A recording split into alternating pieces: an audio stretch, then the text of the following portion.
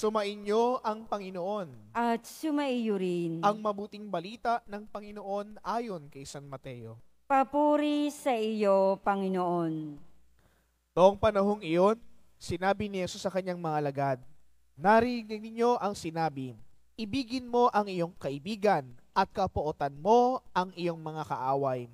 Ngunit ito naman ang sinabi ko, ibigin ninyo ang inyong mga kaaway at idalangin ninyo ang umuusig sa inyo, upang kayo maging tunay na anak ng inyong amang nasa langit, sapagkat pinasisikat niya ang araw sa masama at sa mabuti, at pinapapatak niya ang ulan sa mga banal at mga makasalanan.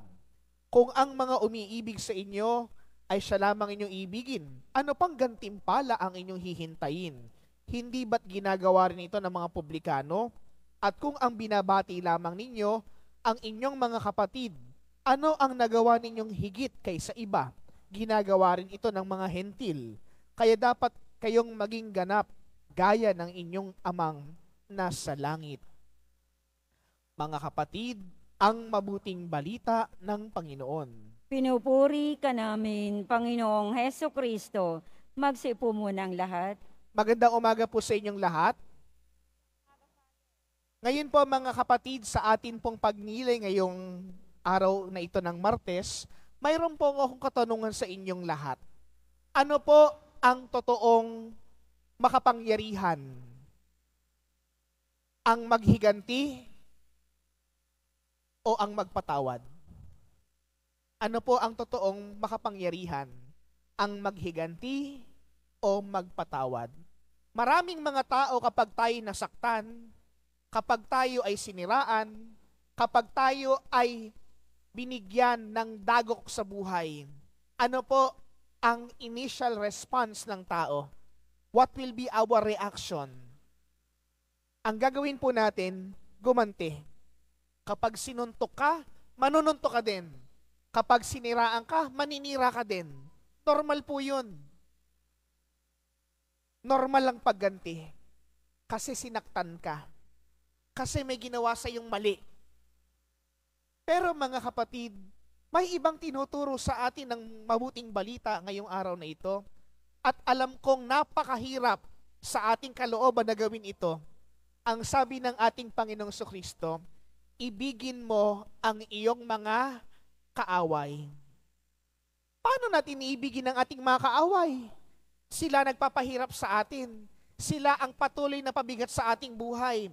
Sila ang patuloy na nagpapako sa atin sa krus. Nagbibigay sa atin ng dagok, kaya tayo nahihirapan. Paano natin ito patatawarin? At paano natin ito mamahalin? Mga kapatid, kaya nga po, ito po yung pangalawang tanong ko magpatawad o maghiganti? Masarap gumanti, pero mas dakila ang magpatawad. Dahil ang pagpapatawad ay hindi pagiging duwag. Ang pagpapatawad ay pagpapakita ng totoong kapangyarihan. Ito'y hindi kapangyarihan ng tao. Ito'y pagpapakita ng kapangyarihan ng Diyos sa ating kapwa-tao. Kapag tayo marunong magpatawad at marunong magmahal ng ating mga kaaway. Kasi mga kapatid, sa konteksto po ng mga Hudyo o sa Middle East, ang pinakapamaraan para makuha mo ang totoong kapayapaan at kapanatagan ng iyong buhay ay patayin lahat ng iyong kaaway. Ganon ang kanilang kaisipan. Pero binabago ito ng ating Panginoong Jesucristo. Ano ang totoong mas makapangyarihan para makamit ang totoong kalayaan at kapayapaan? Ito'y sa pamaraan ng pakikipagkasundo, pagpapatawad. Kaya po mga kapatid, ang susunod kong tanong sa inyo, kailan ka huling nagpatawad? Kapag ba nagpatawad ka, kinakalimutan mo na ang lahat? Kapag ba nagpatawad ka, pinapawalan mo ba ang lahat? Kapag ba nagpatawad ka, pinapakita mo ba na ang Diyos na sa iyo bumubuhay at nagpapala ng lubos? Mga kapatid, alam ko po, mahirap magpatawad. Mahirap bilang tao gawin ito. Pero ang pagpapatawad, mga kapatid, ay ang pinakadakilang gagawin ng isang tao upang maramdaman ng kanyang kapwa na meron Diyos. At ito po, mga kapatid, ang magpapaganap sa atin upang tayo mapabilang sa kaharian ng Diyos. Kaya nga po sa wakas sa bahagi ng mabuting balita ito po yung hamon sa atin lahat. Maging ganap kayo tulad ng inyong amang nasa langit.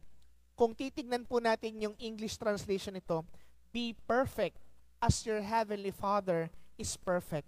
And how can we achieve that perfection that is demanded by Jesus Christ? Forgive. Magpatawad. Father, gusto ko po talagang gumanti Paano po gagawin ko? Gantihan mo ng kabutihan.